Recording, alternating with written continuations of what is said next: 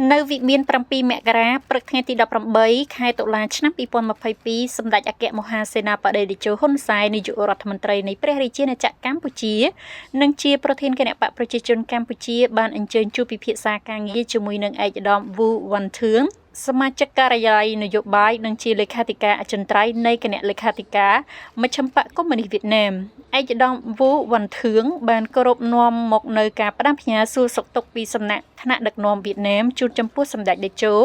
និងបានគោរពវិតម្លៃខ្ពស់ចំពោះការរីកចម្រើននិងការអភិវឌ្ឍរបស់កម្ពុជា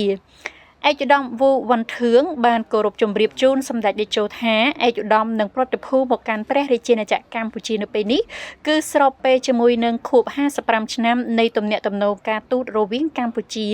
និងប្រទេសវៀតណាមផងនិងខួប45ឆ្នាំនៃដំណើរឆ្ពោះទៅរកការផ្ដួលរំលំរបបប្រល័យពូជសាសន៍ប៉ុលពតហើយទិសដៅសំខាន់របស់ឯកឧត្តមនិងប្រតិភូទាំងមូលគឺធ្វើយ៉ាងណាជំរុញពង្រីកពង្រឹងទំនាក់ទំនងរវាងបកនិងរវាងប្រទេសទាំងពីរឲ្យកាន់តែខ្លាំងឡើងក្នុងន័យនេះឯកឧត្តមបានគោរពនិងសូមគោរពរាយការណ៍ពីសម្ដេចតេជោទី1ជំរុញទំនាក់ទំនងរវាងបកនិងបកឲ្យកាន់តែស៊ីជម្រៅនិងមានភាពជាក់ស្ដែងទី2ជំរុញការផ្លាស់ប្ដូរទស្សនកិច្ចរវាងថ្នាក់ដឹកនាំរបស់បកទាំងពីរទី3ជំរុញទំនាក់ទំនងរវាងខេត្តនិងរាជធានី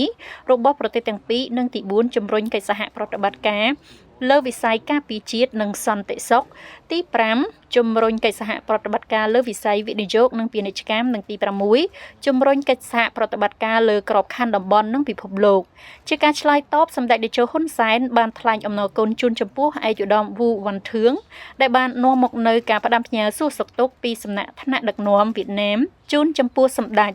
តេជោបានគាំទ្រចំពោះសំណើទាំង6ចំណុចរបស់ឯកឧត្តមវូវ៉ាន់ធឿងហើយសម្ដេចតេជោបានមានប្រសាសន៍ថា